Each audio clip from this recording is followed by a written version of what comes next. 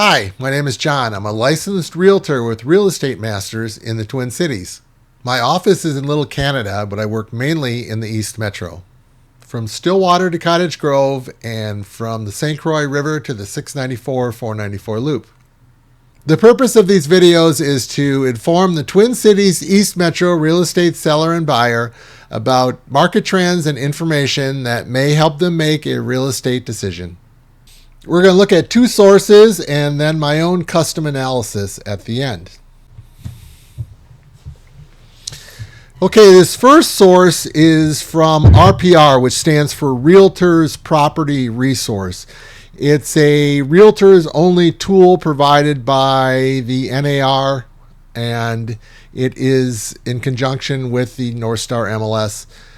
This first slide is about inventory. Okay, you can see right here that the inventory is still in a seller's market territory. This is from 0 to 3 months. A balanced market is from 4 to 6 months, and a buyer's market is anything over 6 months. So you can see we're not down way at the end here, but towards the middle. So right now, currently, we have 2.07 months of inventory, which is up 11% month over month. The sold to list price is 100.3%, so they're still getting good prices. And 13 days in RPR is the median number of days, with a median sold price at $820. Now, the median estimated property value in Lake Elmo is $666,740. Now you can see it's been going. We had a period from 2017 to 2021 where prices were pretty stable. Then this right here is the COVID effect, when everyone was buying real estate like crazy. Work from home was taken over, and people were buying property like crazy. The people were buying properties, no inspections. It's just crazy what was going on. So anyway, but you can see since October 22, it's been kind of going sideways. So I think that's kind of where we're headed right now. New listings, there were 38 with a median list price of $717, $233 a square foot, with a median living area $39.30. Now on active listings, 38, median price is $767, 27 days, median square foot living area $36.84. New listings, new pending listings. We've got 23 with a median list price of $868, 10 days, and 45.17. So you can see they're quite large homes. Of the pending listings, we've got 35 with a median list price of $989, 37.69 square foot, 232 square feet. Sold listings. In April, there were 12 with a median list price of $820, 222, 13 days in the NPR or RPR. Month supply, you can see here. This is I like to look at things as at a longer term, so you can get more of a feel for what's happening. So right here, if you look in 1 year, month supply is going down. But if you look at all years, you can see this is kind of like, starting to inch it back up. But this was the crazy COVID days, and this was the super low interest rate days. It's interesting when interest rates took off, what happened to sales, and I can show you that in a second.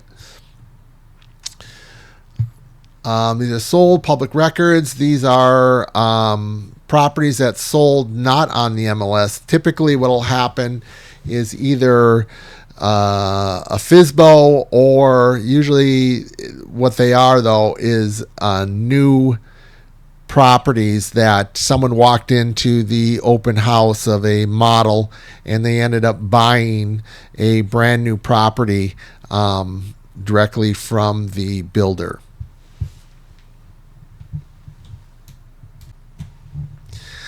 Next, we're going to take a look at some information, which is another realtor's tool from InfoSparks, which is produced by Showing Time in conjunction with the North Star MLS. I'm going to step out here so we can see the chart better. So this is Lake Elmo, all price ranges, all property types, new construction, all seller types, sizes, bedrooms, and waterfront types. Let's take a look at, we'll start with all construction types. Now you can see over a 1 year time period, the new listings has gone up, and we were at 357 in April of last year, and now we're at 370. Let's stretch that out 3 years, 5 years. Okay, as you can see, again, these were the COVID days, and let me just show you on the mortgage rates, and this is from Freddie Mac, and these are the mortgage rates. So let's take a look at all years here, and you can see right here, this is the GFC, the Great Financial Crisis, which was preceded by the housing bubble pop. And because of that, interest rates were lowered to try and stimulate the economy. And so interest rates, you can see, were the lowest on record. And so then you'll notice they fell. We had a low back in 2012 of the low 3% range. And then we got back up to 5 in 2019, and then COVID hit. Interest rates were lowered again, and then we got down to let's see here. We got a 302, 271. It looks like, for a 30-year fixed rate, and so that's reflected in the charts here, and that's why this is all going crazy here. Now, if you take a look at sales, same thing. 2022. The beginning, January, is when interest rates started rising, and they went from that low 3% range all the way to 7%. And you can see here in closed sales, when interest rates went up, the sales went down. So let's go back and look at here 5 years. Let's look at Max. Okay, so this here was the housing crisis. The bubble popped. I would say I started seeing it probably about January of 06 in Woodbury. I noticed some things changing. But anyway, you can see, they lowered interest rates and to try and stimulate the economy. And then finally the market started taking off about 2015, and it rose to about, 400 round area listings. And then we had that COVID bubble where interest rates went down to real low again, and here's where they started going back up. But so you can see the new listings, although they're down from this peak, it looks like they're really down. They're not really down that much. This was an abnormality with COVID. So I say we're getting, starting to get up to more of a normal market. Let's go ahead and take a look at homes for sale. This is inventory. Again, this is Max. Again, same issue. The housing, the COVID and the interest rates being lowered. So the inventory has gone down quite a bit. But if you get rid of this big bump here, I would say an average amount would probably be about 80 homes for sale, and right now we're at 58. So you can see it is going down. The inventory is going down. Now let's take a look at pending sales, and if you take a look at this, pending sales for the year 200 in 24 and 217. So they are going up. Let's take a look at a 5-year. Again, they're going up, but what they're going up from is a big low, a record. I think that might have been the record low since 2016. So they are going up, but they're going up from a very low spot. Let's look at closed sales. Closed sales down, which this means is the buyers aren't there, and I guess that's because again, right here, this is where interest rates started soaring. And I can show you that again over here. Let's look at it a little closer. You can see we were at December 30th of 2021. We were at 3% interest rate. And look what happened. January, February, March, June, and we got up to 7% in November of 22. So that kind of shows right up here in the charts. It's plain as day. And so right here is when they started going down, or I mean going up, and then sales started going down. So we're at 219 now. April 193 last year, which was a low. Okay, let's go to days on market. You can see days on market is starting to rise. We were at 6 in November of 21. And now we are at 48, the median days on market. It's not too bad. You can see it's kind of like an average area here. And again, here was the housing market crisis, or the housing bubble pop. You can see 161 days on market in 2008. And that's compared to 48 today. Okay, let's look at month supply. This is showing the inventory, or I mean the inventory. And what this means is how many months, if no other listing came on the market, how many months would all the homes that are on the market right now take to sell? And so you can see month supply was 4 months. You're starting to get into a balanced market in April 24, but we're dropping back down now, and it's still more into a seller's market. Let's look at prices. Prices are going up, and that's because supply is going down. So if we look at supply, you can see it's down, so prices go up. And that's just supply and demand. But what's interesting is we did reach a peak at 687 in March of 24. Which one's higher? 440, 495. Here's the peak. So June of 24 was the median sales price high, and we have been going down, although it's heading back up now. But it's interesting. It seems like prices are going nothing but to the moon, but you can see here the median sales price has actually been going down. Now the price per square foot, again, this is supply and demand, because there's a limited supply, prices rise. That creates or causes price per square foot to go up. But you will see that it has been leveling across here since 22.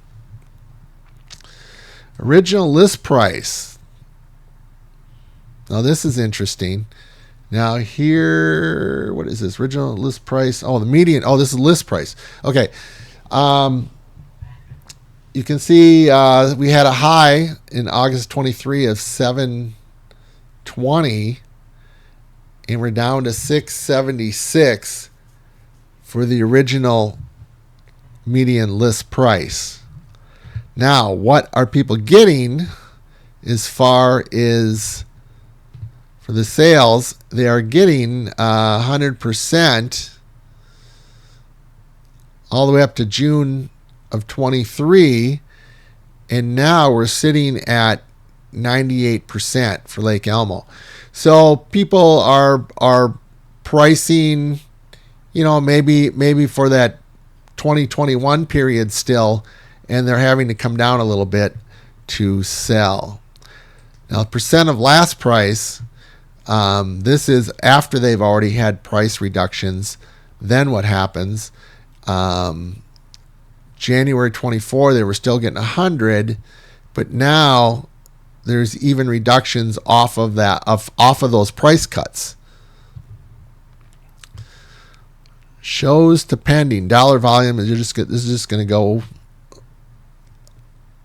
Well, because sales are going down, the dollar volume is going down. Shows to pending. You can see right now we're sitting at 7. Had a low of 6. So things are selling pretty quick because of the shortage of inventory. Shows per listing. This is like the average number of all the showings and all the listings. This would be an average. So about 2.8 shows per listing in April. So you can see February 22, 4.5. What is this? 2014. So we had a high. This was right at the end of right at the beginning when interest rates started to rise.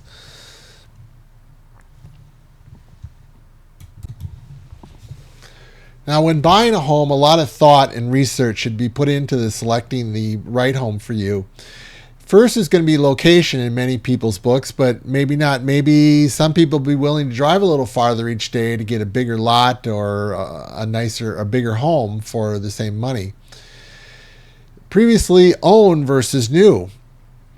There are pros and cons to each, but no matter which way you go, how much are you paying per square foot? This is where value comes into the equation. Floor plans are open or more private. The home improvement show the open type because it's easier for them to film in those types of homes. But do you really want to be sitting in one big room all the time? How often will you be entertaining to use that big room?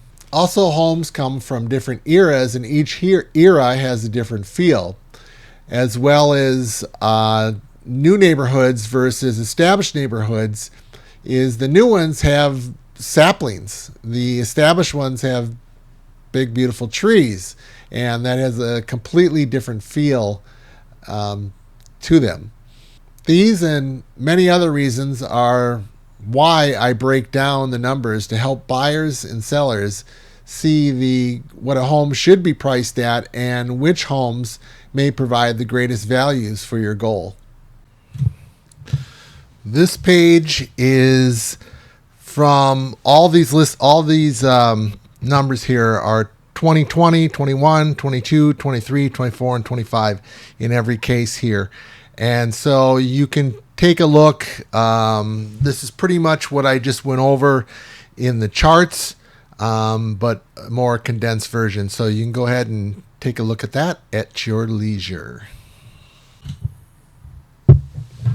These are the ranges. Now you can see the prices went from 340 to 1.8 million, and I'm going to talk about that in a little bit. Square footage on one stories went from 1580 to 6963, and two stories from 2374 to 5107. Now, foundation size, I always put foundation in because that really makes a difference in the size of the house. And you can see the one stories went from 952 to 3310. So with a a one story, you're looking for 1,500 to 2,000 square foot foundation, and that'll get you a 2,500 to 3,000 square foot house. Now the two stories, you want at least 1,000, But you can see there's a two-story there with 1,879 square feet. That's a big foundation on a two-story. The years went from 1948 to 2024, and acres from 0.14 to 0.25. That kind of goes hand in hand with price, and we're going to talk about that in a little bit. Square foot, price per square foot went from 177 to 313. Again, we're going to talk about that, about value. And I took and put all the sales into price groups. Between 177 and 200, there were 6 sales. This is price per square foot. 201 to 250, there was 21 sales. 250 to 300 is 13 sales, and 300 to 350, there was 4 sales. So you can kind of see that B and C is the sweet spot, and you got a high and a low on either side of that. So let's go to the next chart. Okay, of these sales here, of the sales, 5 sold at list price, 22 sold with price reductions, and those sat on the market for an average of 102 days before selling, and then 8 sold within 12 days, and they sold at a higher price than list price.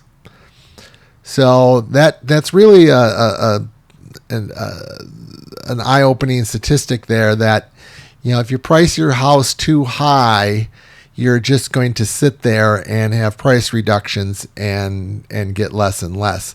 It makes more sense to have your home priced correctly, and it'll sell quickly and for more. So of those 35 sales, 7 had concessions, meaning the seller was willing to pay something of the buyers, either closing costs or their buyer's agent commission, some kind of concession we're giving, in about 20% of the time. Now on new listings, 3 were sold at list price, 7 with price reductions, and 1 at a higher price. 2 were sold with concessions, so again, right around that 20% mark. Average days on market for brand new was 126 days. For previously owned was 79. Of the 46 sales, 9 with concessions, sold with concessions, and that's about a 20% rate. Here was something interesting that I came across. Was bed, bath, and garage. You would think that there's not that much variety. You would think, 4, 2, 3, or 4, 4, whatever. But the point is, look how many different types of categories of bed, bath, and garage there are. And you can see in first place was, all the way over on the right here, was 333 with 12 sales. And second place was 443 with 10 sales. And then you had 3 of them tie with 6 sales. So I guess there's a lot more variety out there than you think. Okay, now here's that part I was going to bring up about new versus old. If you take a look here, you will notice that this one that was sold at $340 was a 1956 home sitting on 1 1/4 acres and sold for $215 a square foot. Here's another one sold for $455, 1 acre, $220 a square foot. Another one sold for $540, a 1969, almost an acre, $213 a square foot. $560, a 1981, 1.2 acres for $277. Again, here's another one, 612, 1989, 1.6. And you can see the older homes are going to have bigger lots. And look at the prices that they sell at. Now you go over here and look at new, and you'll see 1.3 million 2019 for a 1.1 acre lot. 255, 1.8 million, 1.24 acres, 1.4 million, 1.1 acres. And then look at this, 309, 322. Then you get into brand new, 907,000 for 0.14 acres. That's $313 a square foot. Here's another one, 857, sold with 1.4 acres, 270. Now all the new ones aren't such bad, not the, I don't know how to say, not bad deals, but not as good as these ones over here. So you take a look at this one. Here's a 2024, 0.2 acres, but look at that, 197. That's a pretty good bargain there when you're buying brand new for 197. And here's a 980. Here's an older one, which also sold at a very good value. And then I just played what I had from the previous slide about how many were in each category. But the thing here is that the old stuff is a good value because you get a lot of land. You just have to do a little updating. Now, look at this, 455, and let's say you put 100 into it, 555, and you would have a beautiful home on an acre. And look what it takes to get an acre now in Lake Elmo. So there's good value in the older stock where you get usually a bigger lot and sometimes a bigger house because they just built them bigger when things were cheaper. That's it for today. Leave a comment, or if you would like help buying or selling in the Twin Cities Eastern Metro, get in touch. I'd love to help. Thanks for watching.